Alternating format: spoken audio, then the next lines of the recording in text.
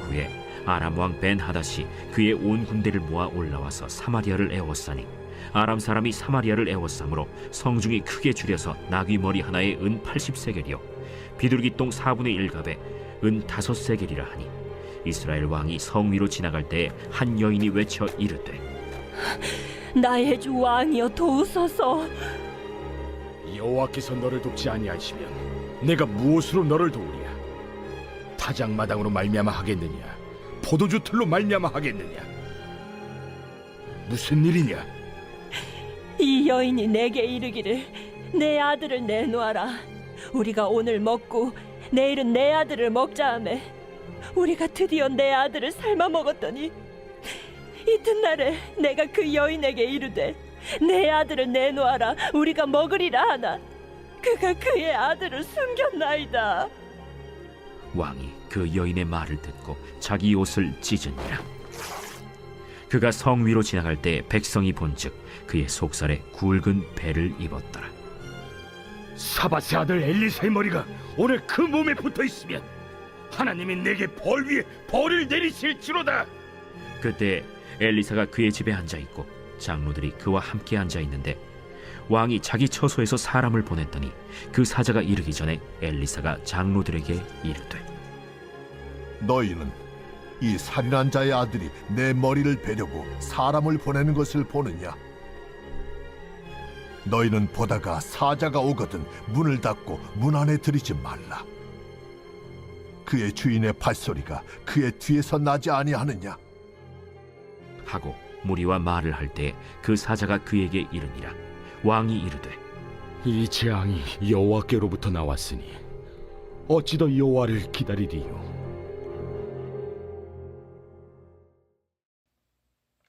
샬롬, 하나님의 말씀과 기도로 승리하며 나아갈 수 있는 저와 여러분 되어질 수 있길 간절히 소망합니다. 오늘 본문 말씀을 함께 살펴보면 24절에 아람 왕 벤하닷이 그의 온 군대를 모아 올라와서 사마리아를 에워쌌습니다. 이스라엘 땅에 다시는 들어오지 못한다 말씀하시는 그 23절에 이어서 그 이후에 다시 사마리아를 에워싸고 있는 그 아람 왕 그리고 그의 군대들의 모습을 살펴보는 배경을 살펴볼 수가 있는 것이죠. 아람 사람이 사마리아를 에워싸 성중에 크게 줄였다라고 말씀하고 있습니다. 그 사마리아 지역에 얼마나 어렵게 되고 극심한 기근이 있었는지 보여주는 말씀이 바로 25절 말씀이 있는데요. 나귀머리 하나에 은 80세겔이요라고 말씀하고 있는 하나님의 말씀을 볼 수가 있는 것입니다. 우리 레위기 11장 4절 말씀에 보시면 이스라엘 사람들은 나귀를 먹지 않았습니다. 부정한 음식이라고 하여서. 근데 그 나귀 머리는 특별히 먹지 않는 부위인데 머리가 은 80세겔에 팔린다라는 말씀은 은 1세겔은 4일 노동자의 품삯입니다. 그러니 얼마나 값지고 비싼 값에 지금 먹지도 않고 부정하다 생각하는 그 짐승의 머리가 팔리고 있는지를 잘 살펴볼 수가 있는 거죠. 또 오늘 25절에 비둘기 똥이라고 표현되어 있는 이 부분을 함께 살펴보면 비둘기 똥은 우리가 생각하는 똥이 아니라 여물지 않은 콩을 의미하는 것입니다. 이것은 옥수수 찌꺼기처럼 영양가가 없는 것에 대한 별명으로 비둘기 똥이라고 말을 하는 것이죠. 그래서 이런 어떠한 난국에 있어서 이 비둘기 똥이 4분의 1 값이라고 말을 하고 있죠. 대략 한 1.2리터 정도 되는 그런 어떠한 아무런 영양가 없는 식량을 하나 사는 것도 그렇게 비싼 값에 사는 거예요. 은 80세겔 그리고 비둘기 똥 4분의 1의 값에 은 5세겔이라 하는 것은 일주일 동안 열심히 일을 해도 그러니까 20일 동안 열심히 일을 하여서 살 수 있는 그 식량은 무엇이냐면 아무런 영양가 없는 1.2리터 정도 되는 곡식을 샀던 것입니다. 이 말씀은 정말 난국을 표현하는 하나님의 말씀입니다. 그 정도로 지금 사마리아 지역에 에워싸고 있는 그 군대를 통하여서 이스라엘 백성들에게 위기가 찾아온 것입니다. 우리 더 말씀을 보면은 이스라엘 왕이 성 위로 지나갈 때에 한 여인이 외쳐 이르되 나의 주 왕이여 도우소서라고 말씀을 하고 있죠. 그러니까 지금 이스라엘 왕은 여호람인데 여호람에게 한 여인이 도움을 청하는 내용에 대해서 나오는 것입니다. 우리 28절 말씀 보면 여인에게 말합니다. 여인이 뭐라고 말하냐면 내 아들을 내놓으라. 우리가 오늘 먹고 내일은 내 아들을 먹자. 이 말도 안 되는 일이 일어나고 있는 모습을 함께 살펴보고 있는데 오늘은 내 아들을 먹고 내일은 너의 아들을 잡아먹자. 그런 제안을 하면서 사람들이 실제로 그렇게 살았던 것 같습니다. 29절 말씀 보시면 우리가 드디어 내 아들을 삶아 먹었더니 이튿날에 내가 그 여인에게 이르되 내가 내 아들을 내놓으라.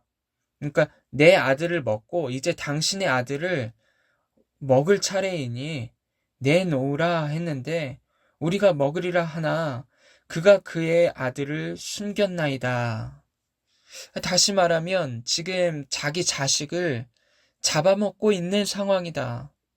그리고 한 여인이 울분하며 왕에게 호소하고 있는 것은 자기 자식을 같이 잡아먹었는데 다음 날이 되어서 다른 사람의 자식, 그 아들을 내놓지 않고 아들을 숨겼다라고 왕에게 지금 호소하고 있는 그런 어떠한 상황을 볼 수가 있는 것입니다. 여러분 얼마나 비극입니까? 지금 얼마나 안타까운 이 말도 안 되는 상황 속에서 살고 있는 모습을 이스라엘 왕은 이 모든 책임을 다 지고 하나님 앞에 나아가야 하는 책임이 있지 않겠습니까? 그때 30절 말씀 보시면 왕이 그 여인의 말을 듣고 자기 옷을 찢으니라. 그렇게 말씀하고 있죠.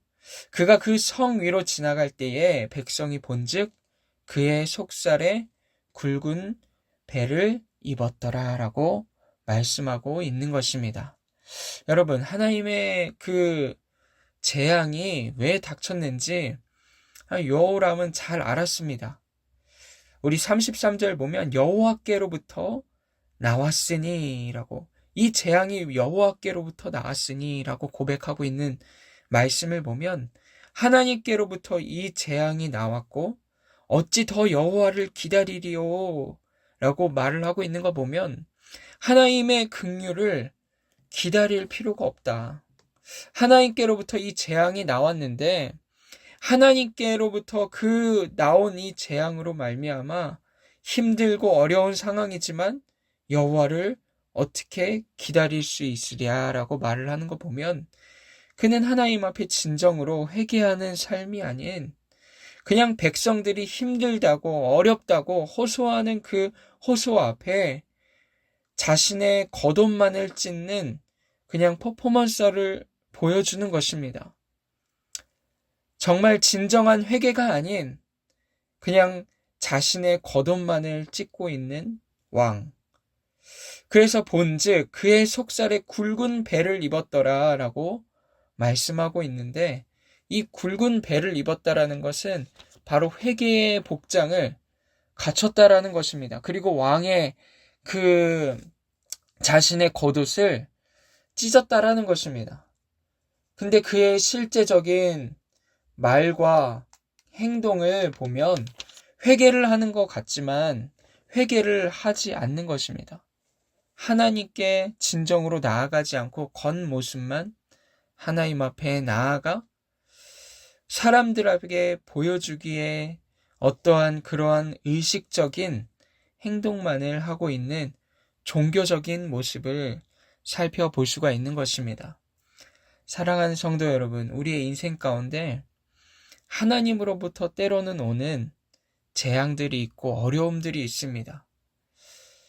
모든 것이 다 그런 건 아니지만 특별히 그런 것을 알고 있다면, 우리 스스로가 알고 있다면, 하나님께로부터 왔다라는 것을 알고 있다면 우리는 하나님께 돌아가야 되지 않겠습니까? 오늘 말씀에는 자기 옷을 찢는 모습을 보여주는 왕의 모습을 보여주고 있는데, 이런 난국에 그냥 의식적인 자기 종교적인 행위만을 하고 있는 사람을 볼 수가 있는데, 우리가 이러한 것처럼 우리가 정말 겉모습뿐만 아닌 우리의 마음을 찢을 수 있는 오늘 하루 되어질 수 있길 간절히 소망합니다. 하나님께서 우리에게 원하시는 회개가 있다면 우리의 겉모습만의 어떠한 그런 기도가 아닌 정말 진정한 마음을 들이며 나아갈 수 있는 오늘 하루 되어질 수 있기를 간절히 소망합니다. 기도하겠습니다.